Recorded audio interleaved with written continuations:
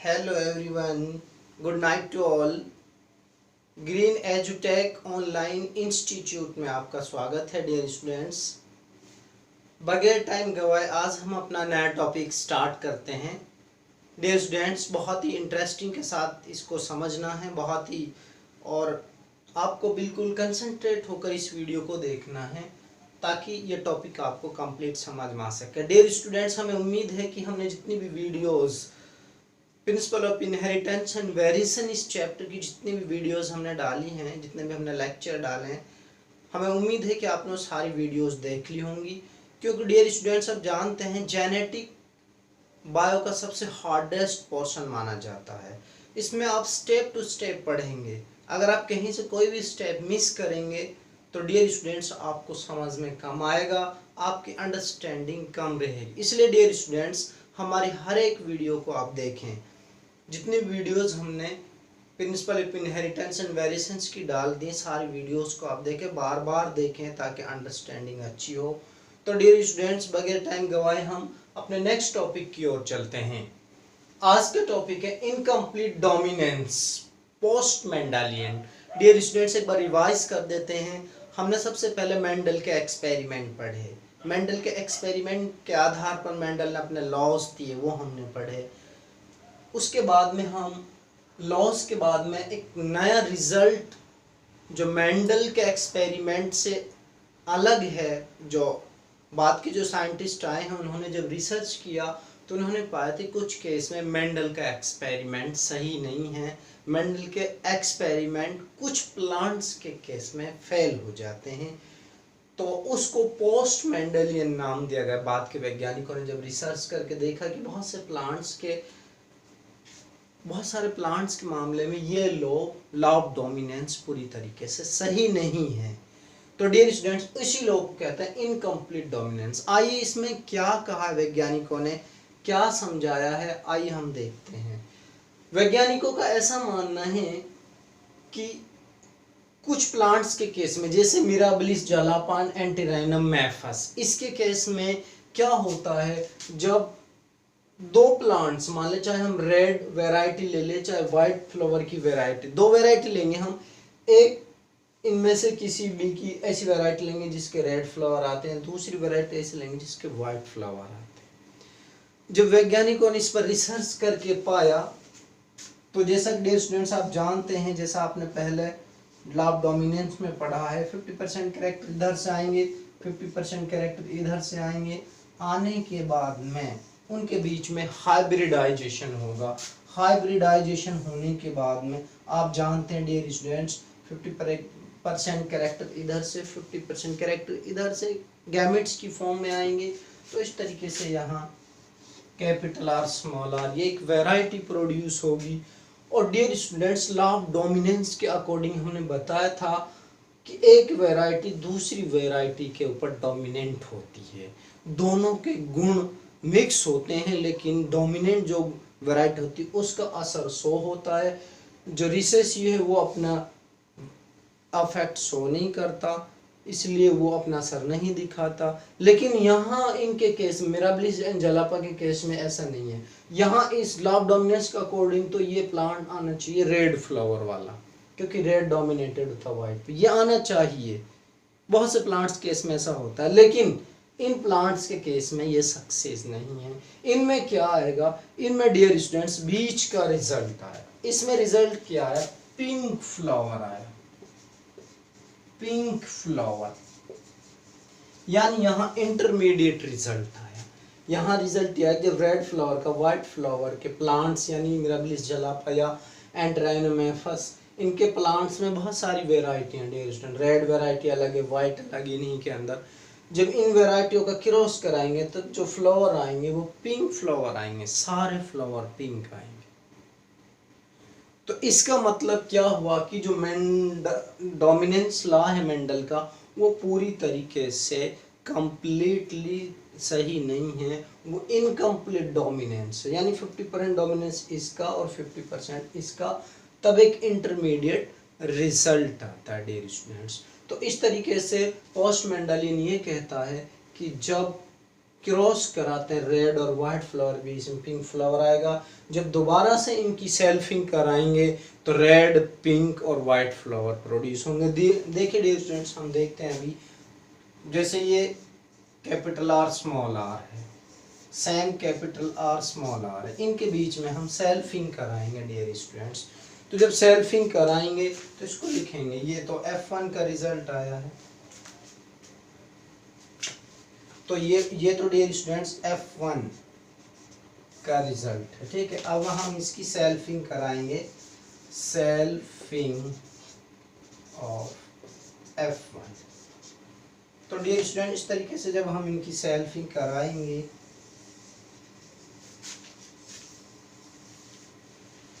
अब हमारे पास ये रिजल्ट मिला, यहाँ से हमारे पास डियर स्टूडेंट्स ये रिजल्ट मिला, इनकी हम सेल्फिंग कराएंगे। कैसे कराएंगे? अब कैरेक्टर्स हाफ नहीं होगा, जिसमें डबल 2 आर हैं तो 1 आ गया। इसमें जो ट्रेट हैं, जीन हैं, गुण हैं डियर स्टूडेंट्स, वो सेम नहीं है, सेम नहीं होंगे जहाँ वहाँ दोनों ट्रेट लिए जाते हैं। एक बात ध्यान रखें डियर स्टूडेंट्स, अगर सेम ट्रेट है, जैसे यहाँ ये दोनों सेम है, यहाँ ये दोनों सेम है, तब सेम में से आधा यानी 1 लिया जाएगा। अगर सेम नहीं है तो तब दोनों ट्रेट्स को कंसीडर किया जाता है। ओके, तो देखिए डियर स्टूडेंट्स, इसमें क्या होगा, इसमें ये आर गैमेट बन के आएगा, इसमें स्मॉल आर भी गैमेट बन के आएगा, इस तरीके से इसमें भी कैपिटल आर गैमेट बन के आएगा, इसमें भी स्मॉल आर गैमेट्स बन के आएंगे। इस तरीके से गैमेट्स बनेंगे ये डियर स्टूडेंट्स, क्या बनेंगे, ये गैमेट्स बनेंगे, ठीक है। अब इनका हम सेल्फिंग कराएंगे। कैसे कराते हैं सेल्फिंग, इस बात को थोड़ा ध्यान से देखें स्टूडेंट्स, सेल्फिंग कराते कैसे हैं।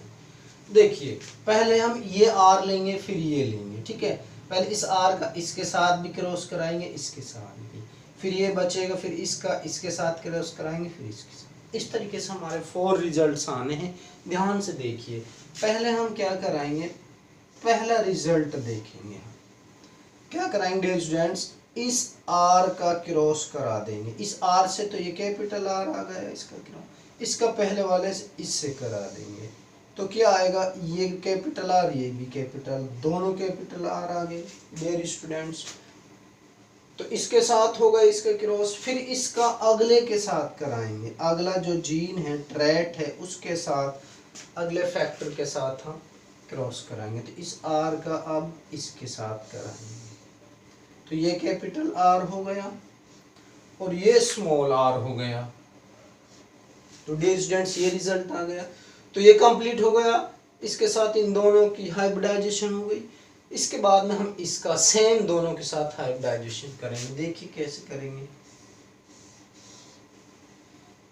ये स्मॉल आर है और ये कैपिटल आर है, तो इस तरीके से कैपिटल आर और स्मॉल आर। एक बात का ध्यान रखें स्टूडेंट्स, जैसे हमने यहाँ स्मॉल आर का कैपिटल आर से करा है, तो आप सोच सकते हैं कि सर पहले स्मॉल आर आना चाहिए, उसके बाद में कैपिटल आर आना चाहिए। ऐसा नहीं है डियर स्टूडेंट्स, ध्यान रखें, कैपिटल लेटर वाला इस तरीके के कहीं भी हाइब्रिडाइजेशन कराएंगे तो कैपिटल लेटर का वर्ड्स पहले लिखते हैं हम, ये रूल है।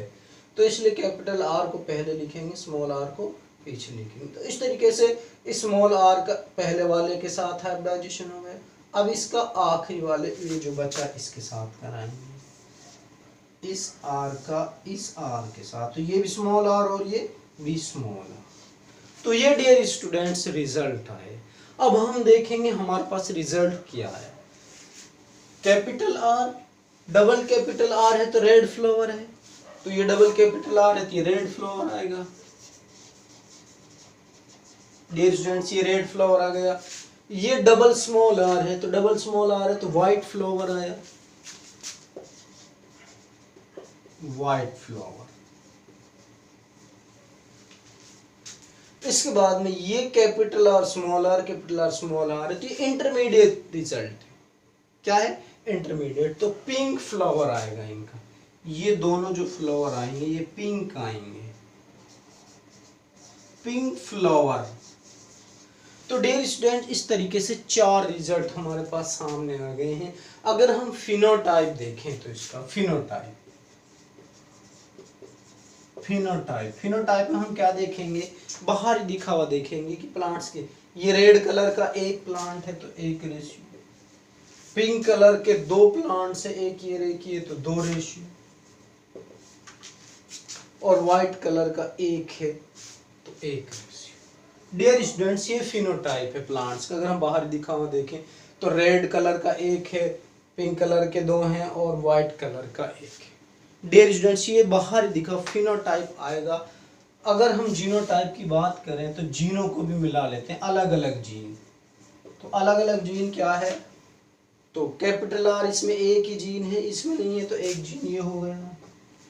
Small R capital R small R, ये 2 हैं एक जैसे तो 2 हो गया, और स्मॉल आर एक जैसे। तो इस तरीके से जीनोटाइप और फिनोटाइप दोनों के केस में सेम आएगा। तो डियर स्टूडेंट्स, यहाँ जो हमें समझना है, हमने लॉ ऑफ डोमिनेंस में हमने बताया था, लॉ ऑफ डोमिनेंस में जब हमने कैपिटल टी और स्मॉल टी का यूज किया था तो वहाँ फिनोटाइप 3:1 आया था, वहाँ रेशियो 3:1 आया था। लॉ ऑफ डोमिनेंस के अकॉर्डिंग जब हमने सेल्फिंग कराया 4 रिजल्ट आए तो वहाँ रेशियो 3:1 आया था डियर स्टूडेंट्स। लेकिन यहाँ जो फिनोटाइप का रेशियो आया है 1:2:1 आया है डियर स्टूडेंट्स। तो इस तरीके से ये बात भी ध्यान रखना है। तो फिनोटाइप यहाँ 1:2:1 आया, वहाँ लॉ ऑफ डोमिनेंस में 3:1 आया है। तो इस तरीके से डियर स्टूडेंट्स हम देख रहे हैं कि law of dominance her plants के लिए पूरी तरीके से सही नहीं है। बाद के वैज्ञानिकों ने जब स्टडी किया, मटर के प्लांट को छोड़कर दूसरे प्लांट्स पर जब अप्लाई करने की कोशिश की तो बहुत सारे प्लांट जैसे मिराबिलिस चलापा, एंटराइनम मैफस है, ऐसे बहुत सारे प्लांट्स के केस में इंटरमीडिएट रिजल्ट आया। और इंटरमीडिएट रिजल्ट आने के बाद दोबारा से जब सेल्फिंग करा तब भी इंटरमीडिएट रिजल्ट्स के प्लांट फ्लावर पैदा हुए। प्योर, ये प्योर रेड है, ये प्योर वाइट है, इंटरमीडिएट रिजल्ट है। तो इस तरीके से हमने देखा कि लॉ ऑफ डोमिनेंस पूरी तरीके से सही नहीं है, कंप्लीट डोमिनेंट नहीं है, इनकम्प्लीट डोमिनेंट होता है। तो डियर स्टूडेंट्स, ये टॉपिक कंप्लीट है। एक बार फिर दोबारा से रिवाइज कर देता हूँ। रेड का करेंगे तो इंटरमीडिएट रिजल्ट आएगा, क्योंकि इनके अंदर दोनों अपना अपना 50% असर दिखाते हैं कुछ प्लांट्स के केस में, जहाँ लॉ ऑफ डोमिनेंस फेल हो जाता है, जैसे ये प्लांट्स हैं उनका सेल्फिंग कराएंगे तो फिर ये रिजल्ट आएगा डियर स्टूडेंट्स। तो इस तरीके से लॉ ऑफ डोमिनेंस पूरी तरीके से कुछ प्लांट्स के केस में कंप्लीट डोमिनेंट नहीं है, फेल हो जाता है, इंटरमीडिएट रिजल्ट देता है। ये कहता है इनकम्प्लीट डोमिनेंस और पोस्ट मेंडेलियन लॉ। तो डियर स्टूडेंट्स, ये टॉपिक क्लियर हो गया होगा। अब हम नेक्स्ट टॉपिक की ओर चलेंगे। Yes students, next topic is importance of Mendelism. Mendelism की क्या इम्पोर्टेंस है? मेंडल ने अपने एक्सपेरिमेंट किए, उसके बाद अपने लॉस बनाए, उसके बाद में इनकम्प्लीट लॉ ऑफ डोमिनेंस आया मेंडलिज्म का। तो इस तरीके से इनके क्या बेनिफिट्स, अभी हमने एक लॉज पढ़ा मेंडलिज्म, पोस्ट मेंडेलियन या इनकम्प्लीट डोमिनेंस, जितने भी लॉज पढ़े हैं हमने मेंडल के, एक्सपेरिमेंट पढ़े हैं, उनका क्या बेनिफिट है, उनका क्या इम्पोर्टेंस है, कहाँ कहाँ उनका इम्पोर्टेंस है, हम उनका इम्पोर्टेंस कहाँ कहाँ देख सकते हैं।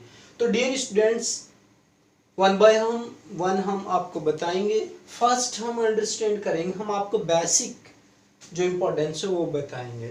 इम्प्रूवमेंट्स ऑफ प्लांट्स को इम्प्रूवमेंट करने में लॉ ऑफ मेंडल यूज किया जाता है, लॉ ऑफ डोमिनेंस यूज किया जाता है। आप अंडरस्टैंड करेंगे, जैसे मान लो हमने एक्सपेरिमेंट किया था मेंडल का लॉ ऑफ डोमिनेंस में, हमने कैपिटल टी टाल प्लांट्स के लिए यूज किया, स्मॉल टी ड्वार्फ प्लांट के लिए यूज किया, capital T small T gametes बन के आए, गैमीट्स बनने के बाद उनका फर्टिलाइजेशन हुआ, हाइब्रिड हुआ, हाइब्रिड के बाद में ये एक वेराइटी आई, ये एक टाल वेराइटी आई। अब आप यहाँ देख रहे हैं, जिस मेंडल ने बताया था कि मान लो एक वेराइटी दूसरी वेराइटी के साथ जब हाइब्रिड करेगी तो एक रिजल्ट आएगा, और वो उसके अंदर जो गुण आएंगे वो वेराइटी जो yielding variety, good quality variety, better variety है, जो उसके कैरेक्टर्स शो होंगे, जो लो क्वालिटी की वैरायटी वो अपना असर शो नहीं करेगी। तो इस तरीके से बहुत सारी प्लांट्स की वैरायटी, खासतौर से फसल की वैरायटी की हम बात करेंगे, वीट की, गेहूं की हम बात करेंगे, बाजरे की हम बात करेंगे, हमारे यहाँ लोकल जितनी भी फसलें हम उनकी बात करेंगे, ज्वार की हम बात करेंगे, आपने देखा होगा पहले हमारे जो ओल्ड एज में देखेंगे 20 ईयर 30 ईयर बिफोर, 30-40 साल पहले, 50 साल पहले, 70 साल पहले देखेंगे आप, 1 एकड़ के अंदर ज़्यादा से ज़्यादा कितना 2 क्विंटल 3 क्विंटल 5 क्विंटल गेहूं होता था पहले ज़माने में। आजकल आप देख रहे हैं 20 क्विंटल गेहूं होता है, 25 क्विंटल गेहूं होता है। वो कैसे होता है? हमारी जो यहाँ की नेटिव क्रॉप्स थी, देसी वेराइटी, उनकी जो प्रोडक्शन रेट थी बहुत कम थी, बहुत कम। तो क्या किया गया, जो दूसरी हार्डलिंग वेराइटी अदर कंट्रीज से जो लाई गई, अब उनके सीड को हम यहाँ बो नहीं सकते क्योंकि उनके लिए फेवरेबल कंडीशन नहीं है। तो यहाँ क्या किया गया, जो यहाँ की नेटिव वेराइटीज़ हैं उनके साथ हार्डलिंग वेराइटीज़ को एक नर्सरी बनाकर हाइब्रिड किया गया। उसके बाद में जो वेराइटी बनी उसके सीड को कलेक्ट करके फार्मर्स के लिए सप्लाई किया गया। वो सीड्स इतने काबिल हैं कि वो यहाँ ग्रो भी करेंगे, दूसरे जहाँ दूसरी तरीके का एटमॉस्फेयर है वहाँ यहाँ वो ग्रो भी करेंगे। हार्डलिंग वेराइटी अच्छी फसल है, जो हमारी देसी फसलें उनसे ज़्यादा प्रोडक्शन होता है। इस तरीके से हमारी जितनी भी देसी फसलें हैं यहाँ की सबको सुधार दिया गया है। जो पहले फसलें थी उनमें और आज में प्रोडक्शन में कम से कम आप देखेंगे डबल या ट्रिपल जो प्रोडक्शन है, हार्डलिंग प्रोडक्शन ज़्यादा, 2 या 3 गुना ज़्यादा प्रोडक्शन होता है। क्यों? क्योंकि उन नस्लों को सुधारा गया। तो इस तरीके से जो ये सुधार होता है वो लॉ ऑफ डोमिनेंस के अकॉर्डिंग जितने भी रिसर्च इंस्टीट्यूट हैं उसी लॉ को फॉलो करते हैं। जितनी भी प्लांट्स की नई नई वेराइटी आ रही, हाइब्रिड वेराइटी, आप किसी भी सीड की पॉलीथीन को आप बाहर से आप रीड करेंगे तो आप अंडरस्टैंड करेंगे उस पर हाइब्रिड वेराइटी लिखा होगा। वो हाइब्रिड वेराइटी क्या है? उस वेराइटी को हार्डलिंग वेराइटी, अच्छी प्रोडक्शन वाली वेराइटी के साथ हाइब्रिड किया गया है और वो अच्छी नस्ल की प्रोडक्शन इसका हमारी देसी फसल से बहुत ज़्यादा है। तो वो मतलब है जितने भी प्लांट्स वेराइटी आजकल मार्केट में आ रही सब हाइब्रिड हैं। तो वो हाइब्रिडाइजेशन जो होता है लॉ ऑफ मेंडल के अकॉर्डिंग होता है। इस तरीके से फसलों को सुधारा जा रहा है। नेक्स्ट है एनिमल। एनिमल के केस में भी सेम है। आपने देखा हमारे देसी काउज, जितनी भी देसी काउज गायें हैं या बफेलोज हैं हमारी देसी, उनकी जो प्रोडक्शन रेट थी मिल्क की वो बहुत कम थी। लेकिन अब आपने देखा एक देसी गाय कितना मिल्क दे सकती है? मैक्सिमम 5 लीटर मिल्क दे सकती है, 5 लीटर 4 लीटर 5 लीटर मैक्सिमम। लेकिन आजकल जो इम्प्रूव्ड वेराइटीज़ की काउज जो है हाइब्रिड काउज, वो आपने देखा 25 30 लीटर 25-30 लीटर तक मिल्क प्रोडक्शन है उनका। वो क्या है? उन काउज को, उन बफेलोज को इम्प्रूव किया गया। उन खास तौर से काउज जो है बहुत हार्डलिंग वेराइटीज़ बनाई जा रही है। काउज जो बफेलोज हैं वो भी 2 गुना 3 गुना ज़्यादा दूध देती हैं। तो इस तरीके से नस्लों को सुधारा जा रहा है। एनिमल्स की बहुत सारी नस्लें जो खास तौर से मिल्क प्रोड्यूसिंग एनिमल्स हैं उनकी नस्लों को सुधारा जा रहा है। तो इस तरीके से वहाँ भी लॉ ऑफ मेंडल यूज़ होता है। Improvement in human races. Next human races, मानव की प्रजाति में भी इम्प्रूवमेंट किया जा रहा है। यूरोपियन कंट्रीज़ की अगर हम बात करेंगे, वो क्या करते हैं, अच्छी स्मार्ट अपनी एक संतान पाने के लिए, स्मार्ट सुंदर संतान पाने के लिए वो क्या करते हैं, अपने आप को, अपना हाइब्रिडाइजेशन, अपना एक तरीके से फर्टिलाइजेशन एक ऐसे मेल के साथ कराते हैं जो बहुत ही स्मार्ट है और उससे होने वाली जो संतान होती है उसको रखते हैं। तो इस तरीके से एक फीमेल है, मान लो उसका कलर डार्क कलर है, वो चाहती है कि उसके बच्चे बहुत सुंदर पैदा हों, ठीक है। या मान लो कोई फीमेल है, उसकी हाइट बहुत कम, वो चाहती है कि उसके बच्चे अच्छी हाइट वाले हों। ऐसे बहुत सारे कैरेक्टर्स होते हैं जिनको पर्टिकुलराइजेशन माना जाता है। वो चाहे कि अच्छी नस्ल का एक बच्चा मेरे पास हो। तो यूरोपियन कंट्रीज़ की हम बात करेंगे, वो ऐसे मेल के साथ क्रॉस करेगी या इस तरीके का सीड बीज स्पर्म के साथ फर्टिलाइजेशन कराएगी, उससे होने वाली जो संतान होगी बहुत स्मार्ट होगी। तो इस तरीके से ह्यूमन रेसिस के अंदर भी इम्प्रूवमेंट किया जाता है इसी लॉ ऑफ मेंडल के अकॉर्डिंग। डिस्प्यूटेड पेरेंट्स, कई बार अदालत में बहुत सारे केसेस चले जाते हैं। एक फादर अपनी वाइफ पर केस कर देता है कि ये जो बच्चा है मेरा नहीं है। अब अदालत क्या डिसीजन देगी? अदालत कैसे इस बात को प्रूव करेगी कि ये जो बच्चा है इस फादर का है नहीं है? आपने देखा शहरों में बहुत सारे केसेस आते हैं, बहुत सारी फीमेल अवैध संबंध बना लेती है, हस्बैंड को पता लग जाता है, केस अदालत तक चले जाते हैं, वहाँ ये मांगा जाता है, हस्बैंड कह देता है कि लड़का मेरा नहीं, मैं वहाँ था उस समय ये बच्चा ये प्रेग्नेंट हुई है, लेडीज इस बात को नहीं मानेगी, कोर्ट केस होगा। तो वहाँ क्या होगा, मेंडल के लॉज के अकॉर्डिंग स्टडी किए जाएगी। कैसे? जैसे ब्लड ग्रुप की स्टडी करेगी, फादर का ब्लड ग्रुप क्या है, मदर का क्या है, तो फादर और मदर कैसे उसकी संतान में कौन सा ब्लड ग्रुप ट्रांसफर होगा। इसी तरीके से फादर के अंदर कौन सा डीएनए है, मदर के अंदर कौन सा डीएनए है, दोनों का मिक्सअप होने के बाद एक संतान में किस तरीके का डीएनए ट्रांसफर होगा। फादर और मदर के अंदर किस तरीके के कैरेक्टर्स हैं और वो उसकी संतान में किस तरीके के कैरेक्टर्स जाने चाहिए, वो हैं कि नहीं है, इस तरीके की स्टडी करती है अदालत। जो है फॉरेंसिक लैब को ये ऑर्डर करेगी, वहाँ से इस तरीके की स्टडी होगी। होने के बाद फिर ये पता लगाया जाएगा कि ये बच्चा उस पेरेंट्स का यानी फादर का, मदर का तो रहेगा ही, ये कि फादर का है या नहीं है। तब अदालत इस बेस पर इस बात को प्रूव करेगी। तो इस तरीके के जो केस हैं डिस्प्यूटेड पेरेंटेज के, वो मेंडल के लॉ को अकॉर्डिंग सोल्व किए जाते हैं। ये बहुत बड़ा एक इम्पोर्टेंस है मेंडलिज्म का। Genetic counsellors, genetic counsellors means क्या है, बच्चा होने से पहले जब बच्चा अपने माँ की यूट्रस के अंदर अपना डेवलपमेंट कर रहा होता है, उस समय बहुत सारे जेनेटिक डिफेक्ट बच्चे के अंदर क्रिएट हो जाता है। आपने देखा ना, बहुत सारे बच्चे जेनेटिक डिफेक्टेड पैदा होते, बहुत सारे उनके अंदर एबनॉर्मलिटीज आ जाती हैं। जैसे आपने सुना होगा क्लिनफेल्टर सिंड्रोम, टर्नर सिंड्रोम, इस तरीके की जो डिजीज हैं वो क्या है, वो फादर से उसके संतान के अंदर कई बार जीनों के अंदर डिफेक्शन पैदा हो जाता है और वो होता है तब बच्चे का डेवलपमेंट हो रहा होता है उस समय।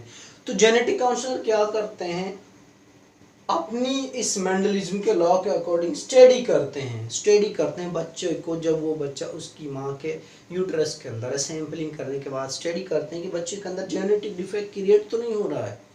तो इस तरीके से पता लगाते हैं कि बच्चे के अंदर जेनेटिक डिफेक्ट क्रिएट हो रहा है नहीं, वो भी मेंडल के लॉ को अकॉर्डिंग वो टेस्ट होता है। इस तरीके से मेंडलिज्म के बहुत सारे इंपॉर्टेंस, ये बेसिक इंपॉर्टेंस हमने बताए हैं, इनके अलावा बहुत सारे और भी ऐसे इंपॉर्टेंस हैं जहां मेंडल के लॉज काम करते हैं। डियर स्टूडेंट्स, आज के लिए इतना ही, इसके बाद हम फिर नेक्स्ट मिलेंगे नेक्स्ट लेक्चर के साथ। तो डियर स्टूडेंट्स, जो अभी नए आए हमारे चैनल पर, जो हमारे वीडियोस अभी नए देख रहे हैं, वो हमारे चैनल को सब्सक्राइब कर दें ताकि जो भी वीडियो हम अपलोड करें उसका नोटिफिकेशन आप तक पहुंच सके। एक बात और ध्यान रखें स्टूडेंट्स, हम पूरे कंप्लीट कोर्स चलाएंगे, ऐसे नहीं कि हमने कुछ वीडियोस डाल दी, हम पूरा कंप्लीट कोर्स चलाएंगे टिल एग्ज़ाम तक कंप्लीट कोर्स कराएंगे हम। इसलिए आप हमारे साथ कंटिन्यू जुड़े रहिए, हमारे चैनल को सब्सक्राइब कीजिए, हमारी वीडियोस को अपने फ्रेंड्स को शेयर कीजिए, लाइक कीजिए, अपने फ्रेंड्स को भी हमारे चैनल के साथ जुड़ने के लिए आप प्रमोट कीजिए, ताकि हम आपके साथ लगातार कनेक्ट रह सकें और आपको हम बेटर से बेटर आपकी स्टडी में हम हेल्प कर सकें, आपकी स्टडी बेटर से बेटर हो सके। तो इसलिए डियर स्टूडेंट्स, हमारे चैनल को सब्सक्राइब कर दीजिए। Thank you so very much.